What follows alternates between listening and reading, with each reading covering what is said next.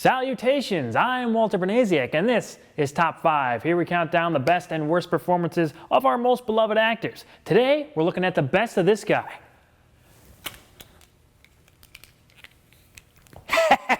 Yeah, yeah, yeah. It's Tom Cruise.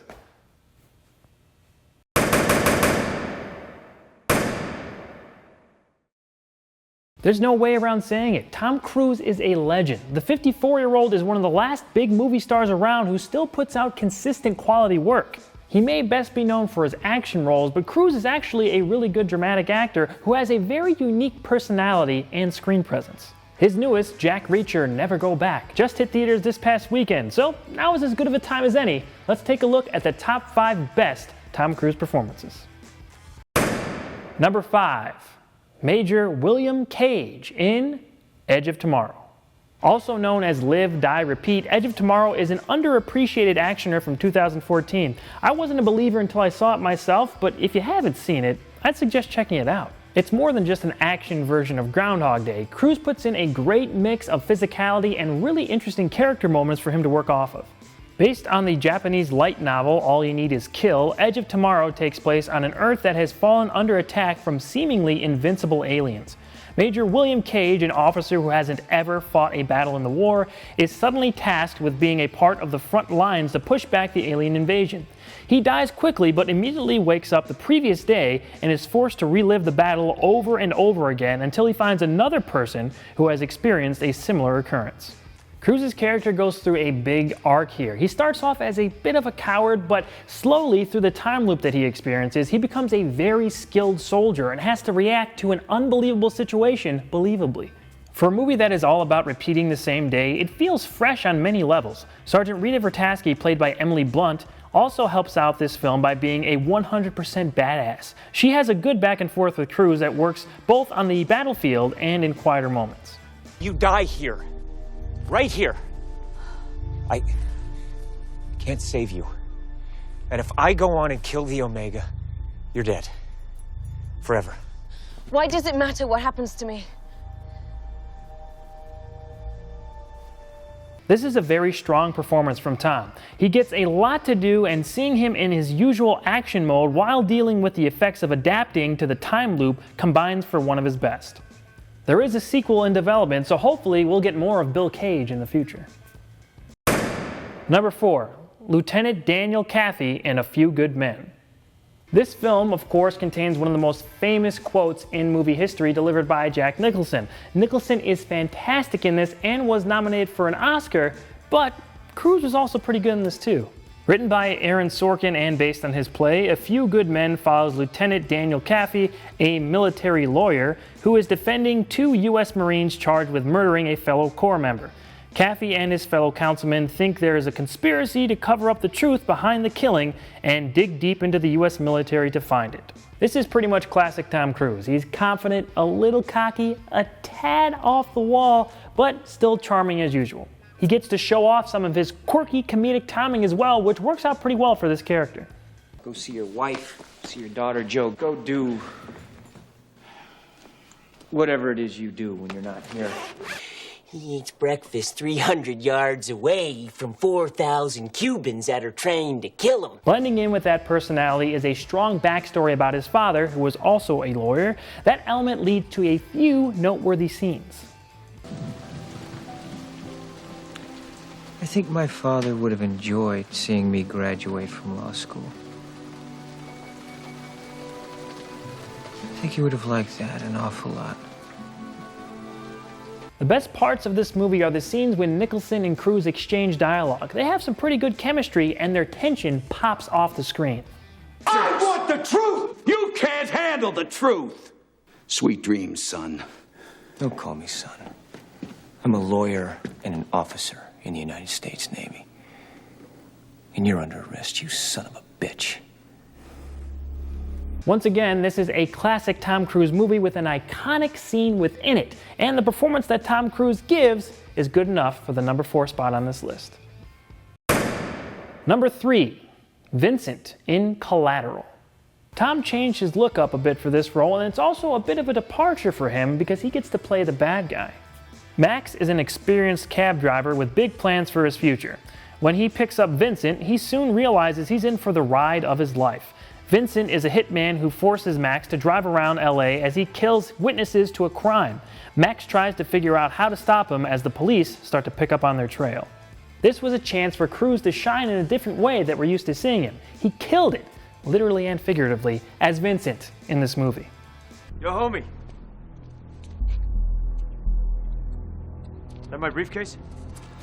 What else you got for me? Huh?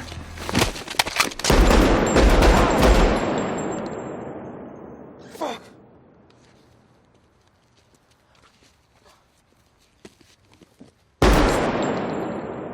We all know Cruise can do the action, but he's appropriately much more brutal in this.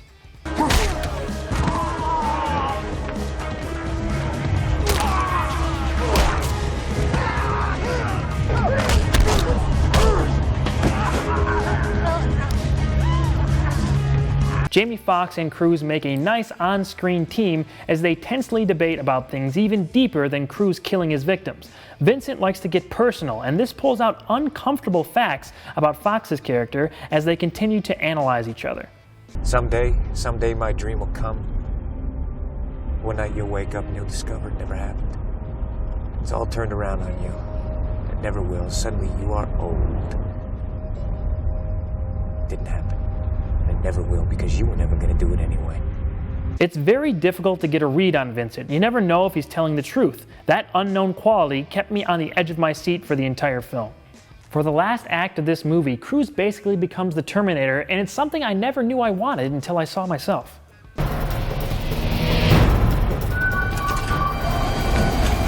Michael Mann directs another great two-person action drama with Collateral. If you haven't seen this one and you're a fan of his other films, I think you'll really be into it. Number 2, Ron Kovic in Born on the 4th of July. Based on the autobiography by the real Ron Kovic, this film features one of the 3 Oscar-nominated performances from Cruise. He gets to show off a lot of range in a film about a Vietnam War veteran who is paralyzed and comes back home to a country torn apart. Patriotic suburban New York teenager Ron Kovic enlists in the Marines right after high school and is sent to Vietnam. On his second tour, he accidentally kills a fellow soldier and later becomes paralyzed in battle. When he returns home to the States, he finds a nation that is split over the war. Slowly, his depression over his situation takes hold until he finds a purpose as an impassioned critic of the U.S.'s involvement in the Vietnam conflict. We first see Cruise as a high school student, and he portrays the youthful Kovic really well. He captures the awkward, nervous mannerisms of someone that young and in his position. We see his confusion through his conflict of staying home or going off to fight what he thinks is a war to save the world from communism. The Vietnam scenes are especially intense as Kovic sees the true horrors of war. Cruise realistically reacts to the instances of mayhem. This film shows just how badly Vietnam War veterans were treated upon returning home, and it gives Cruise something deep to tap into. We see Kovic's youthful optimism slowly fall away as he accepts his predicament and falls into a heartbreaking despair. You tell her, Dad! Tell her! It's a lie! It's a fucking lie! There's no God. God is as dead as my legs. There's no God. There's no country. It's just me in this fucking wheelchair for the rest of my life.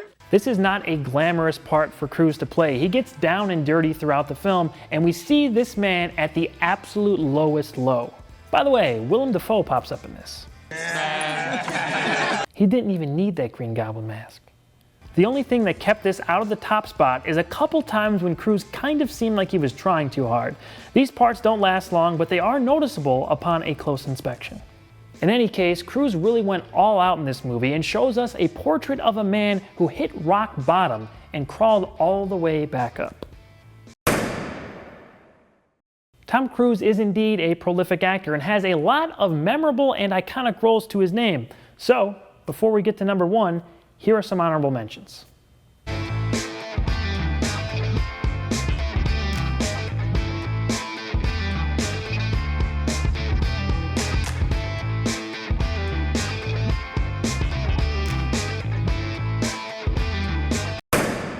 And the number 1 best Tom Cruise performance is Ethan Hunt in Mission Impossible 3. Hear me out on this. I'm not saying this is the best Mission Impossible movie, although it is a contender, but this is the best that Tom Cruise has been as Ethan Hunt. He's more refined as an actor than in 1 and 2 and gets to show a ton more emotion than he ever did in 4 or 5.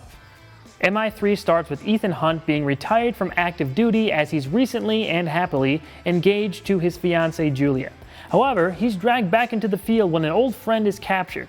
What ensues involves dangerous black market dealer Owen Davian threatening everything Ethan holds dear in the most violent ways possible. A microcosm of why this is Cruise's best performance is in the thrilling opening scene to this film. Check it out. I want to help you get whatever you want. But you got to do what's right. What you know is right.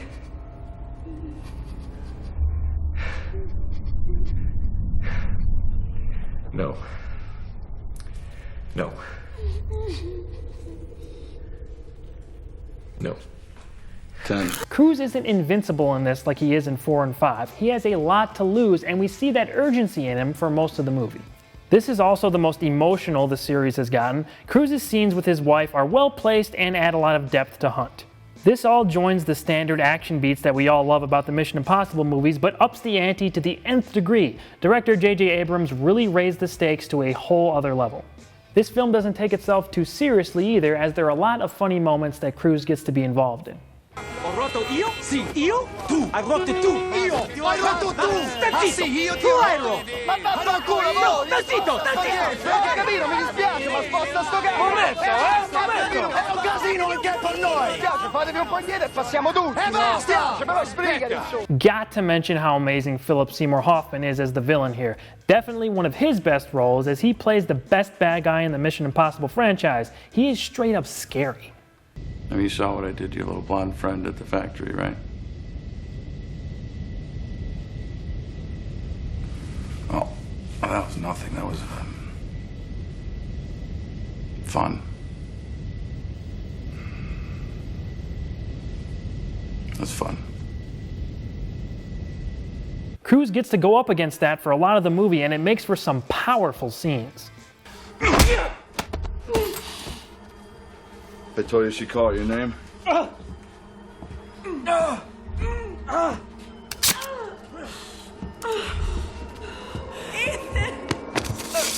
Ethan! I think the combination of action, heart, emotion, and comedy equal Tom Cruise's #1 performance. Before I sign off today, I'd like to implore you to please help out cancer survivor and one of my friends, Barry Piotrowski. He beat Hodgkin's lymphoma a few years ago and was wrongfully abandoned by his health insurance company, left to pay all his medical bills by himself. Barry is also a professional wrestler, and I made a documentary about him a few years ago. You can help him by buying this shirt. The link is in the description below, along with a link to the trailer for the documentary. He's one of my closest friends and did not deserve what happened to him. Please help him out if you can. You'll get a cool shirt and you won't regret it. I want to hear what you guys think. What is your favorite Tom Cruise movie and or performance? Who do you want me to cover next on the show? Leave a comment and let me know. Follow me on Twitter at awesome_Walter and come back next week when we count down the top 5 worst Tom Cruise performances. See you then.